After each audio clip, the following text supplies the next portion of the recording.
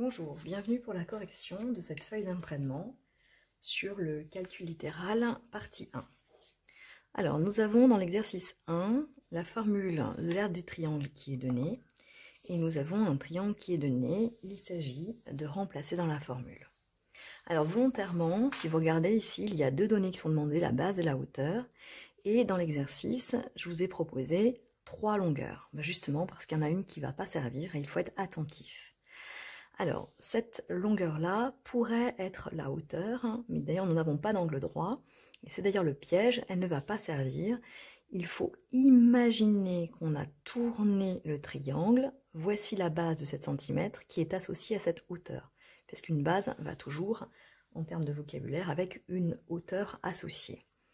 Donc ici, nous avons la formule qui est de base fois hauteur, et on doit partager en 2 pour obtenir l'aire du triangle. Nous allons regarder qui joue le rôle de qui.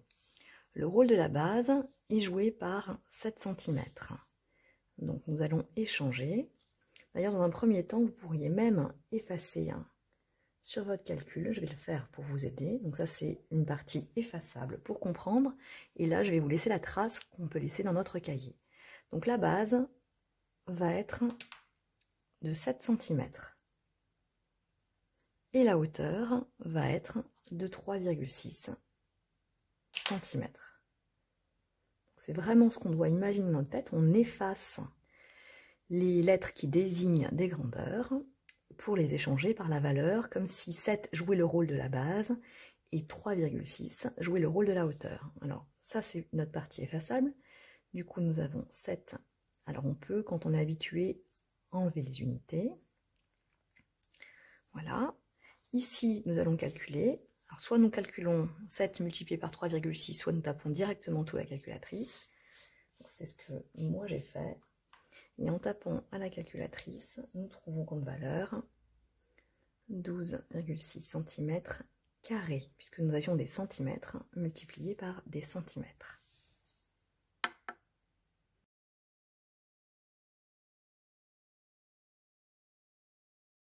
Pour l'exercice numéro 2, nous avons cette expression et on nous demande de remplacer x par 2. Vous voyez, j'ai d'ailleurs même mis le x en couleur pour bien qu'on y arrive.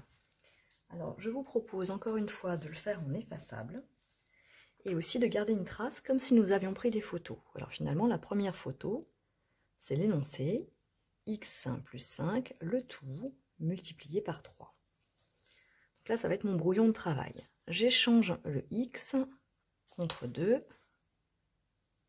Voilà, puis là je prends une photo, comme si ici c'était la trace que je laisse sur mon cahier. Donc nous voyons d'ailleurs bien, comme à la manière d'une bande dessinée, tout a été recopié, sauf le x qui est échangé avec un 2. Ensuite, nous avons les priorités opératoires. La parenthèse fait presque office de dire que c'est entouré et à faire en priorité. Donc je vais additionner mon 2 et mon 5 qui me donne 7. Je peux imaginer que je reprends une photo, et je laisse ce qui est au bon endroit, exactement comme ça je me repère bien. Puis si on revient à notre partie brouillon effaçable, 7 multiplié par 3, 21. Et nous obtenons la réponse de cette expression. Même chose à présent, sauf que x va être cette fois remplacé par la valeur moins 4. Donc je vais laisser mes traces comme une bande dessinée. Donc voici mon énoncé. Ça c'est mon brouillon de travail. J'échange x contre moins 4. Photo. Bien évidemment, quand on a l'habitude, on ne fait plus cette partie effaçable. On l'imagine dans notre tête. Priorité opératoire à la parenthèse, moins 4 plus 5, ça fait 1. Donc le x3 n'a pas changé de place. La réponse de cette addition est 1. Puis je me permets de terminer ici parce que 1 fois 3, ça fait 3.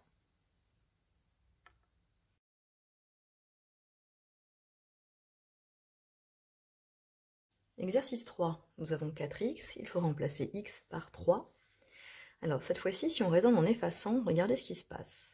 J'efface le x et je mets un 3 et on voit écrit le nombre 43. Donc ça, c'est absolument pas correct. Je vais revenir en arrière.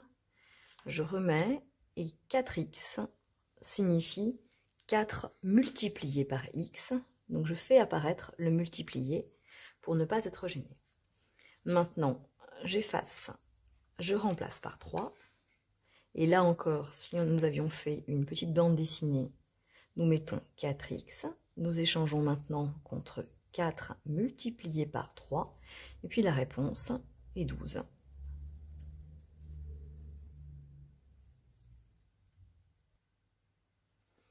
Question suivante, il s'agit maintenant de remplacer par moins 5. Alors là encore, je vous propose juste d'effacer et de remplacer. Et ça ne va absolument pas être correct parce que le calcul n'est pas 4 moins 5. Mais si nous revenons en arrière, nous avons 4x, donc 4 fois le x, donc 4 fois le nombre qu'on va nous donner. Donc là, encore une fois, je fais apparaître le signe multiplié. Cette fois-ci, je peux effacer, je mets la réponse, et là, encore un petit problème, nous avons deux signes qui se suivent. Donc quand c'est comme ça, on emballe d'une petite parenthèse de protection, c'est absolument pas mathématique de le dire, mais c'est une image, pour ne pas avoir deux signes qui se suivent, opératoires ou des signes d'opposés, sans qu'il n'y ait finalement une petite parenthèse. Alors, encore une fois, 4x, c'était l'énoncé. Là, nous en sommes au moment donné où on a fait apparaître la multiplication et on a remplacé par moins 5. Il ne nous reste plus qu'à calculer 4 fois moins 5, moins 20.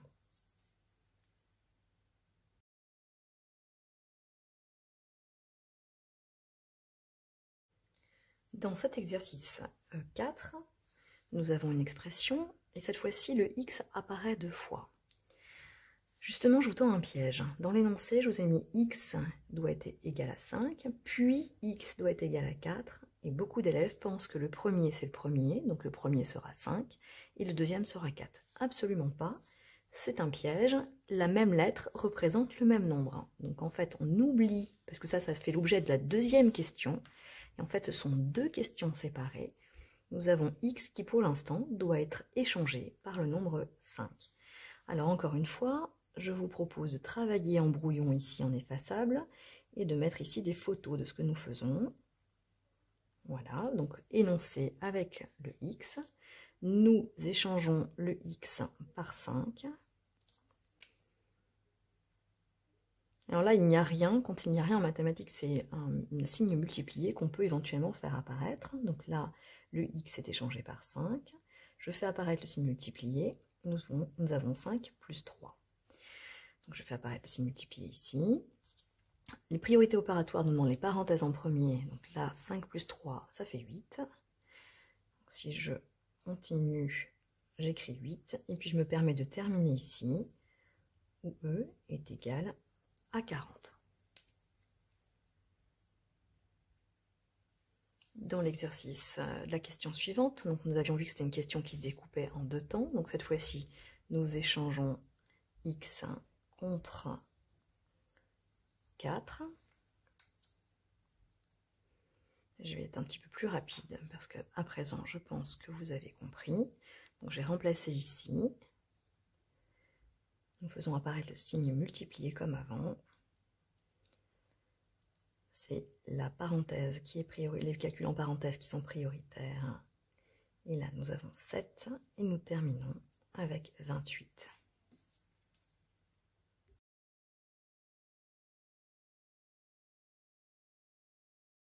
Pour l'exercice 5, j'ai écrit l'expression, mais comme vous pouvez le voir, j'ai mis des couleurs, la lettre A en vert, et j'ai mis que A prendra la valeur 3, B a été remplacé en bleu, et B prendra la valeur 10.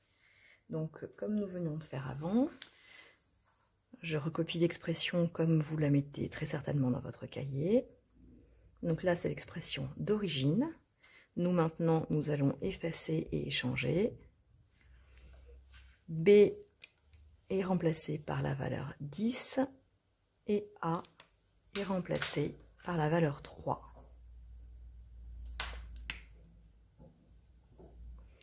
Donc là, quand on est plus habitué, bien évidemment, on ne le fait pas. Et on remplace directement B par 10, A par 3, B par 10. Donc là, il faut absolument ne pas se tromper et bien identifier la lettre pour bien échanger la bonne lettre par sa bonne valeur. Ici, nous avons la multiplication qui apparaît. Comme vu précédemment, la parenthèse est prioritaire. Donc le 10 et la multiplication, pour l'instant, ne vont pas être en jeu. Nous calculons ici 3 plus 10, 13. Et nous terminons par donner la réponse qui est de 130.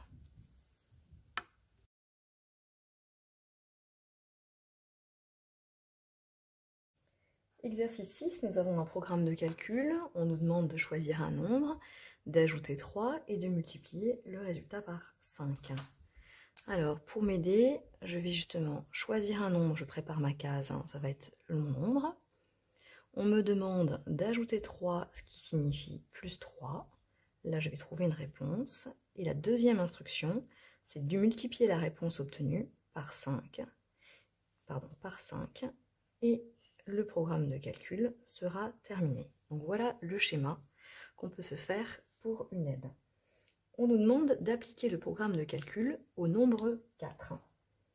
Donc je mets 4 comme nombre de départ et je vais exécuter le programme de calcul. 4 plus 3, ça fera 7. 7 multiplié par 5, 35.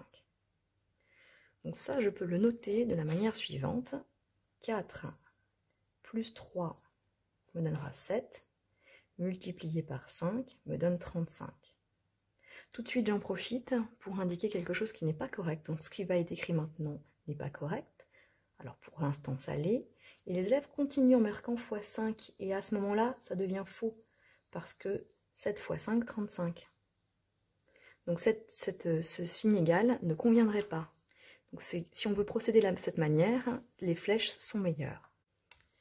Je voulais attirer votre attention sur le fait que là, nous avions décidé de calculer tout à l'heure et mettre directement la réponse, ce qui était bien plus facile et bien plus pratique.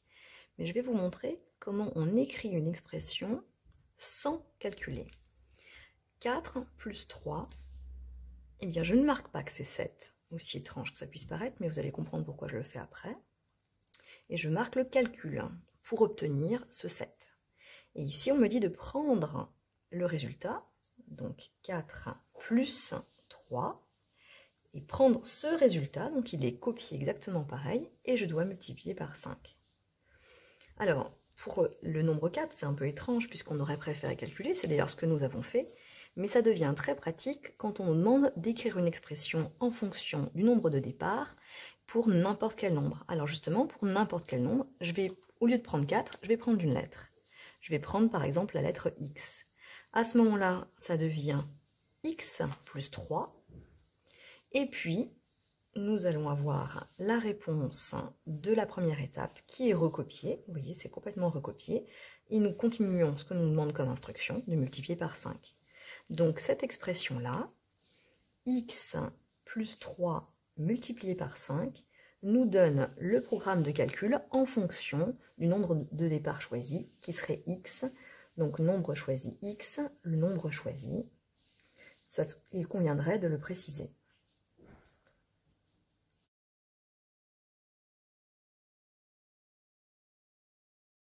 Exercice 7. Voici un nouveau programme de calcul. Choisir un nombre, multiplier-le par 3 et retrancher. Retrancher, ça veut dire enlever au résultat le nombre de départ. Alors, je vais me faire un petit schéma. Là, je vais indiquer mon nombre choisi au départ. Puis, multiplier par 3, je me l'indique avec l'opération qui convient. Nous allons trouver une première réponse. Et la suite, c'est à ce résultat, nous allons enlever le nombre de départ. Et là, j'ai une petite astuce. Je vais mettre moins et ici le carré qui va reprendre. Donc le nombre que je recopierai là, il faudra que je le mette là, puisque ce sera le nombre de départ qui interviendra dans la deuxième étape. On nous demande de faire ce programme, d'exécuter ce programme pour 10.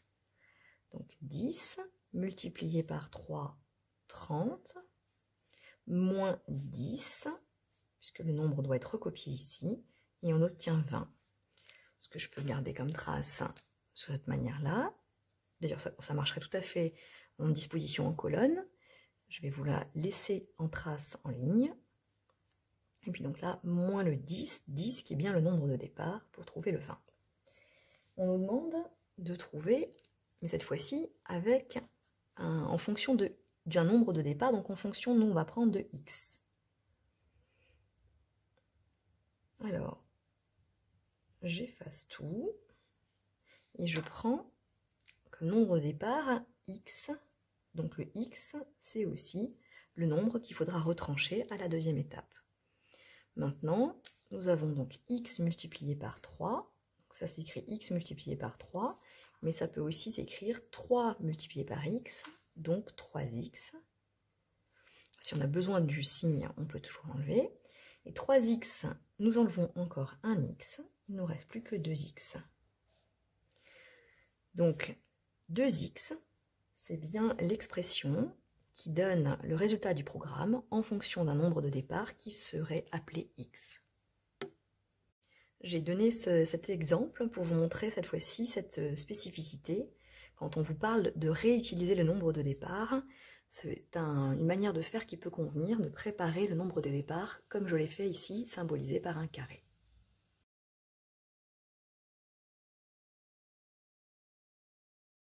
Le dernier exercice, exercice 8, je vous l'ai donné pour vous montrer quand nous avons deux programmes, donc surtout de ne pas se mélanger quand on pose une question, de bien faire attention de prendre le bon programme. Et vous allez voir que je vous l'ai donné aussi pour vous montrer comment on remontait un programme. C'est quelque chose que je vais développer dans un instant. Pour l'exercice 1, on vous demande de faire tourner le programme en choisissant 2 et on vous donne même la réponse. C'est quelque chose qui est souvent utilisé au brevet pour vous permettre de vérifier que vous avez bien compris comment fonctionne le programme. Alors, nous allons déjà nous marquer le programme, donc choisir un nombre. Nous allons multiplier par moins 2, ça s'écrit comme ça en mathématiques, et puis nous allons ajouter 13. On nous demande de faire tourner ce programme avec le nombre 2. 2 multiplié par moins 2, moins 4. Moins 4 plus 13, 9. Donc nous avons bien trouvé ce qui est proposé à la question suivante. Programme B. Nous allons pareil, nous faire un schéma pour le programme. Nous choisissons un nombre. Nous allons soustraire 7. Nous trouverons une réponse intermédiaire. Et puis, nous allons multiplier par 3. Sauf que cette fois-ci, la question est un petit peu étrange. On nous donne la réponse. Et donc, cette réponse, il va falloir faire le programme en sens inverse. Un petit peu comme une énigme. Qui multiplié par 3 me donne 12 ? En remontant, nous allons trouver 4. Qui moins 7 me donne 4 ? Nous allons trouver 11. Et nous avons ainsi trouvé le nombre de départ. Alors, on peut s'aider aussi en indiquant les flèches contraires. Finalement, nous avons fait une opération à trous. Nous nous sommes demandé 4 multiplié par 3. Enfin, qui multiplié par 3 donne 12. Mais finalement, les flèches contraires, le contraire de multiplier par 3, c'est diviser par 3. Et le contraire de retirer 7, c'est ajouter 7. Alors, regardons rapidement. 12 divisé par 3 me donne 4. 4 plus 7 me donne 11. Donc, nous avons vu ainsi comment nous pouvons remonter un programme.